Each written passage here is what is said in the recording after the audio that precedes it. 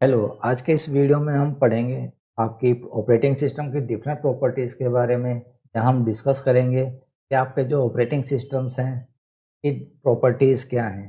चलिए स्टार्ट करते हैं प्रॉपर्टीज़। सबसे पहले हम कुछ डिस्कशन करते हैं कैरेक्टरिस्टिक ऑफ ऑपरेटिंग सिस्टम। आप जो ऑपरेटिंग सिस्टम है वो आप अपने लिए सेलेक्ट कैसे करते हैं, क्या क्या क्वालिटीज़, क्या क्या एट्रीब्यूट्स उसके अंदर होने चाहिए जिसके बेस पर आप उसको कैटेगराइज कर सकें कि ये जो ऑपरेटिंग सिस्टम है मेरे लिए बेस्ट है या नहीं है।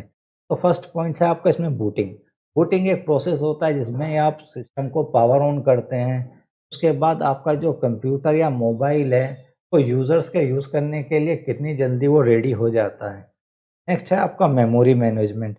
आपका जितनी भी एप्लीकेशन रन हो रही होती है आपके कंप्यूटर या मोबाइल में, उसका जो मेमोरी मैनेजमेंट है वो कितना फीज़ेबल है, और वो जो प्रोसेस होते हैं या प्रोग्राम्स होते हैं उनको मेमोरी जो है वो कैसे एलोकेट करता है।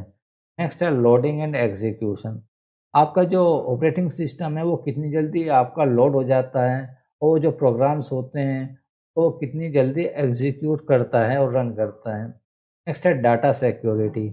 आपका एक सिस्टम में, आपके ऑपरेटिंग सिस्टम में जो भी आपकी एप्लीकेशन रन हो रही होती है तो डाटा को वो कैसे सेफ या सिक्योर रखता है जिससे जो अनवांटेड एक्सेस है, साइबर अटैक या हैकर्स हैं, आपके जो डाटा को जो है वो चुरा ना सके। नेक्स्ट है डिस्क मैनेजमेंट। आपके सिस्टम में जितने भी ड्राइव्स इंस्टॉल्ड होते हैं, जैसे आपके hard drives, optical disk drives, flash drives, आपका इनको जो है वो कैसे जो है वो मैनेज करता है। नेक्स्ट है आपका प्रोसेस मैनेजमेंट। आपके जितने भी सिस्टम में प्रोसेस जो हैं रन हो रहे होते हैं एक टाइम में साइमल्टेनियसली, अब उन प्रोसेस के बीच में वो इंफॉर्मेशन को कैसे शेयर करता है और सिंक्रोनाइज करता है, क्योंकि आपकी मल्टीपल जॉब्स या मल्टीपल टास्क जो है आपके कंप्यूटर में एक साथ जो है वो रन हो रहे होते हैं। नेक्स्ट है आपका डिवाइस कंट्रोलिंग।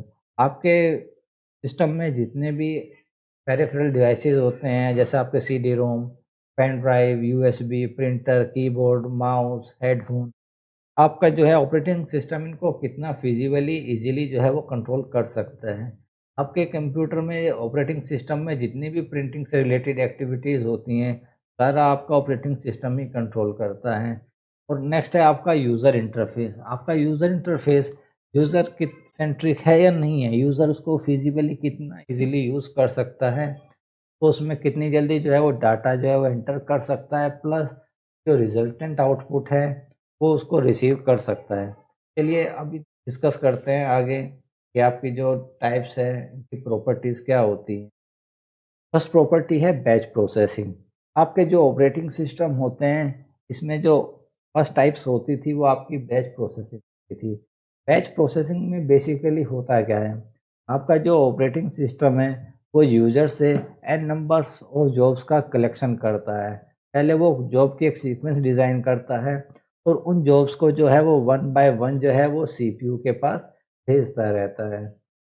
तो इसमें होता क्या है कि इसमें मान लीजिए आपकी जॉब फर्स्ट और जॉब सेकंड है, तो आपकी पहले जॉब फर्स्ट ही एग्जीक्यूट होगी सीपीयू में, और जॉब सेकंड को वेट करना पड़ेगा जब तक कि आपकी जो है जॉब फर्स्ट जो है वो कंप्लीट ना हो जाए। तो इस बैच प्रोसेसिंग के कुछ एडवांटेज और डिसएडवांटेजेस भी होते हैं।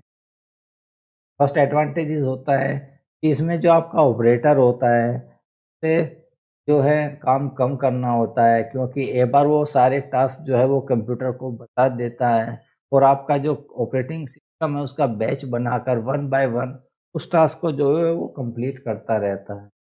नेक्स्ट जो है इसमें आपकी जो परफॉर्मेंस इंक्रीज हो जाती है।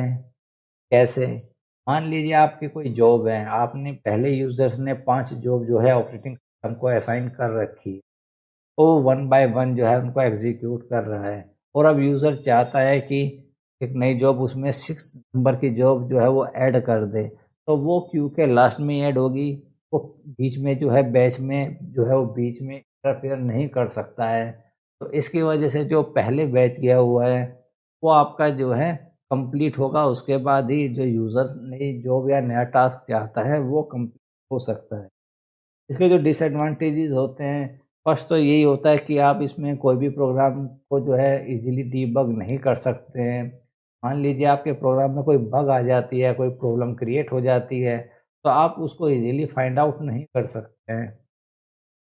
नेक्स्ट है आपकी जॉब जो है वो इनफाइनाइट लूप में भी एंटर हो सकती है।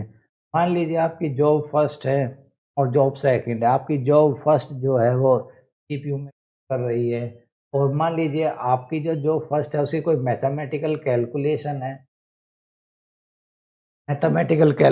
है जो सीपीयू में रन हो रही है, उसका जो साइज है या मैनिपुलेशन टाइम है वो ज़्यादा है।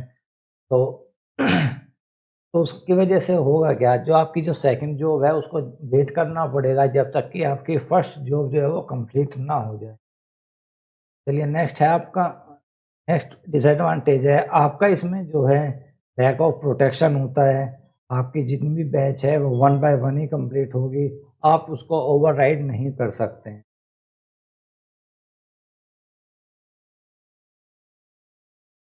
नेक्स्ट है आपका मल्टीटास्किंग। मल्टीटास्किंग बेसिकली आपका एक टाइम शेयरिंग सिस्टम होता है। इसमें होता क्या है, आपका जो सीपीयू है मल्टीपल जॉब्स को एक साथ जो है यूज़र से एक्सेप्ट कर लेता है, और उसके बाद तो टाइम शेयरिंग के हिसाब से हर जॉब को एक एक टाइम फ्रेम वो असाइन कर देता है, और उसके अकॉर्डिंग जो है वो रन करता है। तो यूज़र्स को बेसिकली लगता क्या है कि उसके सारे टास्क जो है वो एक साथ जो है कंप्यूटर में रन कर रहे होते हैं। बेसिकली आपका जो सीपीयू है वो इतना फास्ट स्विच करता है मल्टीपल जॉब्स के बीच में कि जो यूज़र्स हैं उसको ये पता ही नहीं चल पाता कि ये एक साथ हो रहे हैं या अलग-अलग हो रहे हैं। मान लीजिए आपके यूज़र्स ने प्रोग्राम ओपन किए हुए हैं। फर्स्ट है आपका एमएस वर्ड, सेकंड है आपका ईमेल, और थर्ड है आपका वेब ब्राउज़र। तो बेसिकली ऑपरेटिंग सिस्टम क्या करेगा, एमएस वर्ड को एक टाइम फ्रेम असाइन कर देगा, फॉर एग्ज़ाम्पल 1 सेकंड, ईमेल को भी 1 सेकंड, और वेब ब्राउज़र को भी 1 सेकंड। यानी उसने टोटल 3 सेकंड लिए और तीनों को 1-1 सेकंड असाइन कर दिया, और सीपीयू को वो जॉब जो है भेज दिया आगे। तो सीपीयू क्या करेगा, पहले एमएस वर्ड को 1 सेकंड प्रोवाइड कराएगा, फिर ईमेल को 1 सेकंड, फिर वेब ब्राउज़र को 1 सेकंड, उसके बाद एमएस वर्ड पर पहुँच जाएगा और वहाँ पर फिर 1 सेकंड। तो इस टाइप से वो इतनी जल्दी-जल्दी स्विचिंग करता है कि यूज़र्स को लगता है कि उसके सारे प्रोग्राम जो है, ये आपके एक साथ जो है सिस्टम में एग्ज़ीक्यूट हो रहे हैं। तो इसमें बेसिकली आपकी जो सीपीयू शेड्यूलिंग होती है, आपका जो सीपीयू है, प्रोग्राम को कैसे रन करता है, वो आपकी काफ़ी इम्पोर्टेंट होती है, जिसके अकॉर्डिंग ही आपका सीपीयूआई यूटिलाइज़ेशन का जो है आप चेक कर सकते हैं। नेक्स्ट है आपका multi programming. Multi programming basically होता क्या है, आपके मल्टीपल प्रोग्राम्स या जॉब्स जो है आपकी मेमोरी में एक साथ जो है वो रिसाइड करती है, और उसको टाइम टू टाइम जो है ऑपरेटिंग सिस्टम डिसाइड करता है कि सीपीयू के पास किस जॉब को भेजना है। फॉर एग्जांपल मान लीजिए आपके पास जो फर्स्ट है, तो फर्स्ट जो है एक प्रिंटिंग टास्क जो है वो करना चाह रहा है, एक प्रिंट निकालना चाह रहा है। तो जब तक वो प्रिंट निकालेगा तो आपका जो सीपीयू है वो आइडियल रहेगा, उसके पास कोई काम नहीं कर रहेगा। तो ऑपरेटिंग सिस्टम क्या करेगा, जो आपकी सेकंड जॉब है उसको वो सीपीयू असाइन कर देगा। जैसे ही आपकी जॉब फर्स्ट की प्रिंटिंग टास्क कंप्लीट होगा, तो वो जॉब सेकंड को जो है सीपीयू से हटा देगा, और जॉब फर्स्ट को जो है सीपीयू जो है वो असाइन कर देगा। तो मल्टी प्रोग्रामिंग बेसिकली आजकल जो आप फीचर्स यूज़ कर रहे हैं ऑपरेटिंग सिस्टम में, ये आपका मल्टी प्रोग्रामिंग ही है। ये कुछ एडवांटेज और डिसएडवांटेजेस भी हैं। फर्स्ट एडवांटेज तो यही है कि आपका हाई सीपीयू एफिशिएंट यूटिलाइजेशन, यानी कि आपका जो सीपीयू है वो आइडियल नहीं रहता है। आपको जैसे ही किसी प्रोग्राम किसी टास्क के लिए वेट करता है, तो आपका ऑपरेटिंग सिस्टम जो है नेक्स्ट जॉब को सीपीयू के पास भेज देता है। नेक्स्ट जो है आपका जो यूज़र्स को लगता है कि आपका जो सीपीयू है वो बहुत सारे प्रोग्राम को एक साथ रन कर रहा है, जबकि ऐसा नहीं होता है।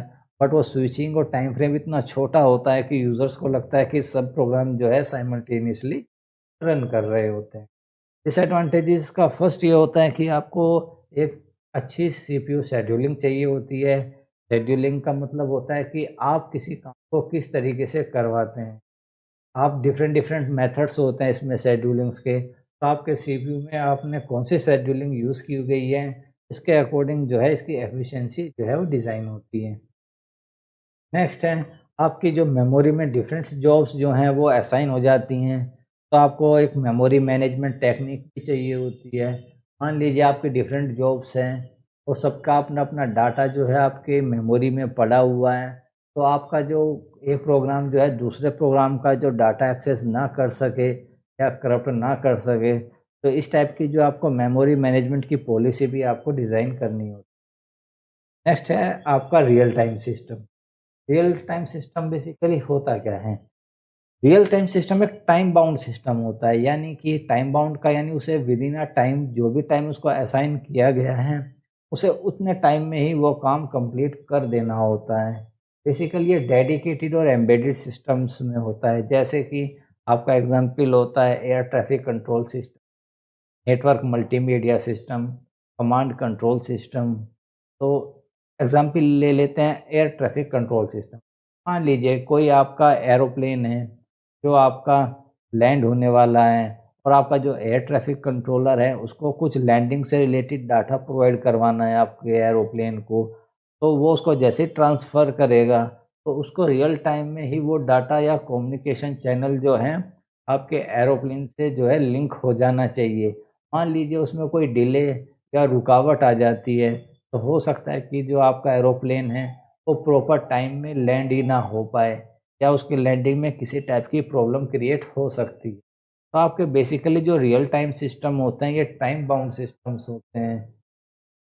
नेक्स्ट, जैसे कि मान लीजिए आप कोई ऑर्गेनाइजेशन है, हॉस्पिटल ले लेते हैं फॉर एग्जांपल, वहाँ पर आपके सिस्टम्स हैं और आपके बाहर से इंटरनेट से कोई आपके सिस्टम को एक्सेस करना चाहता है अनऑथोराइज्ड एक्सेस, या हैकर आपके सिस्टम से कुछ डाटा चुराना चाहता है, तो बेसिकली जो आपके सिस्टम में फायरवॉल्स असाइन होती हैं एक रियल टाइम एप्लीकेशन की तरह काम करती हैं और ये एकदम रियल टाइम में ही जो है उसको ट्रैफिक को मॉनिटर कर लेती हैं और आपका हैकर जो है आपका डाटा ना चुरा सके उसे जो है वो ब्लॉक कर देती हैं। नेक्स्ट है आपका डिस्ट्रीब्यूटेड सिस्टम। डिस्ट्रीब्यूटेड सिस्टम्स होता क्या है? डिस्ट्रीब्यूटेड सिस्टम में बेसिकली डिफरेंट कंपोनेंट्स होते हैं जो अलग अलग ज्योग्राफिकल लोकेशन पर लोकेटेड होते हैं और उनको डिफरेंट कम्युनिकेशन चैनल के थ्रू जो है वो एक दूसरे से मैसेज पास कर लेते हैं। जैसे कि मान लीजिए हमारे पास 4 डिफरेंट डिफरेंट नेटवर्क्स हैं जो अलग अलग ज्योग्राफिकल लोकेशन पर लोकेटेड हैं। मान लीजिए नंबर 1 जो आपका वर्क स्टेशन है, तो कोई रिक्वायरमेंट है प्रिंटिंग रिलेटेड और वो अवेलेबल है आपका सेकंड नेटवर्क में, तो वो इजीली उसको जो है नेटवर्क के थ्रू जो है एक्सेस कर सकता है। या फॉर एग्ज़ाम्पल मान लीजिए आप कोई एप्लीकेशन यूज़ करना चाहते हैं और वो काफ़ी आपकी कॉस्टली है और किसी ने वो पहले से ही परचेज़ कर रखी है, उसके पास लाइसेंस है, तो आप उस टाइम कुछ टाइम के लिए उसे पेमेंट कर कर वो एप्लीकेशन जो है अपने डाटा को मैनिपुलेट करने के लिए यूज़ कर सकते हैं।